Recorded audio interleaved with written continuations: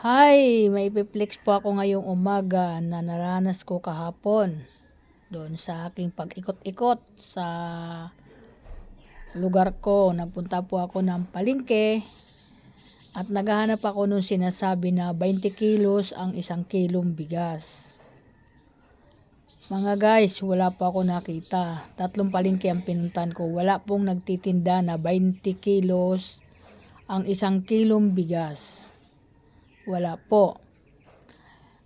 So, nabalitaan ko sa aking kapitbahay dati sa Quezon City na mayroon daw nabibilihan niya na 20 kilos, 20 pesos ang 1 kilong bigas. Sa malapit ata yun doon ng, ay hindi ko alam kung Tandansora yan. Doon ata mayroon yan. Pero, hindi ka din pala makakabili niyan kapag wala kang senior.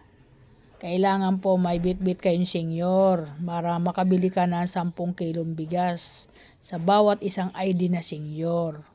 Ay papaano yun mga guys kung wala pang mga senior? Hindi na po kakain dahil wala po silang senior may papakita doon sa 20 ang kilo ng bigas.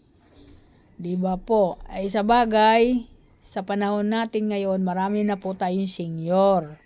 Pero hindi po doon nakakabili ng kung saan kang banda nakatira. Kung Quezon City ka lang, doon ka lang bibigyan.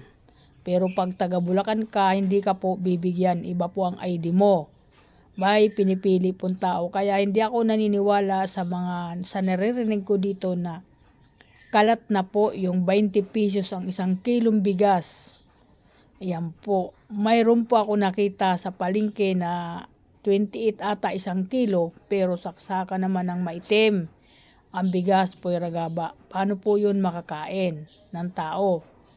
Ang sabi nila sa akin, pagkain lang po daw yun ng aso.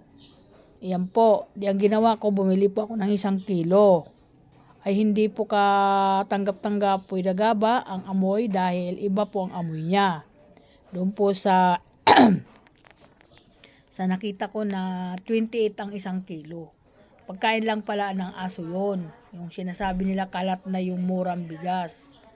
Yan. Marami ngayon bigas yung halimbawa 48, 55, 60, ganon. Yan po ang pinakamababa ngayon. Wala po ngayon mababa pang bigas. Yan. Kayang-kaya naman bilhin yun mga guys. Kasi kailangan natin yan eh. Kailangan natin bibilihin kahit mahal. Kaya wala pa po ngayon yung sinasabi 20 kilos ang bigas. Sinasabi ikinakalat na ang murang bigas. Wala pa po. Pasensya na po. Ayan. Ayan po. Naghahanap ako ng mura. Napagod tuloy ako. Inabot ako ng ulan. Na nahirapan ako lumakad. Kakahanap ng 20 kilos ang bigas ay wala pa ako mahanap. Okay, marami pong salamat at good morning sa lahat ng mga bossing at mga guys. I love you too. I love you so much sa inyo. Kaya minsan po sa mga balita natin, may dagdag, may kulang. Ayan po. Tayo po naman di naman yung mga youth talaga na nagbabalita ang nagbabalita noon kasi mga legit yun. Yung mga nagbabalita talaga, mga legit. Minsan kasamahan din natin ng mga content creator, mga vlogger, yan, mga sikat na vlogger. Yan po yung mga nagbabalita sa mga ganyan na murang bigas.